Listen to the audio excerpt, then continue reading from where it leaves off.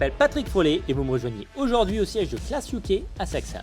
Dans cette vidéo, nous allons aborder la fonction de direction dynamique. Rejoignez-moi dans la cabine de notre tracteur pour détailler certaines des fonctionnalités et des réglages que nous pouvons effectuer dans le cadre de notre fonction dynamique. Alors tout d'abord, qu'est-ce que ce système ?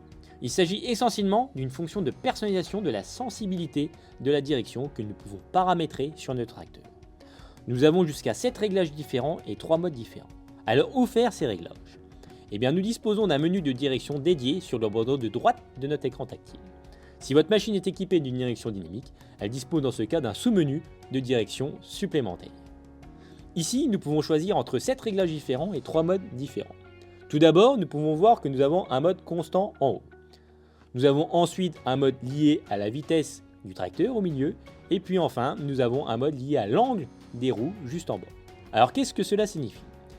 Eh bien, le mode constant est très simple. En fait, quelle que soit la vitesse à laquelle nous roulons, ou l'angle de braquage du volant, la multiplication ou la rapidité sera toujours la même. Ce système se désengagera au-delà d'une vitesse élevée, notamment pour éviter les oublis sur route. En mode vitesse, plus nous roulons lentement, plus la direction va réagir rapidement. Plus le tracteur va prendre de la vitesse, plus la direction sera moins assistée. Notamment, ce système peut être intéressant pour les cours d'exploitation assez étroites. Le dernier mode, qui est le plus favorable pour moi, est celui lié à l'angle des roues. Ainsi, à mesure que l'on se rapproche de la pleine butée de direction, le système sera de plus en plus réactif. Plus les roues tournent, plus l'angle va venir augmenter et plus ce sera rapide. Personnellement, mon mode préféré est donc le mode angle de roue avec une sensibilité à 1,5. Cela permet notamment d'avoir un confort de conduite. Pareil, au-delà de 18 km/h, le système se désengagera automatiquement.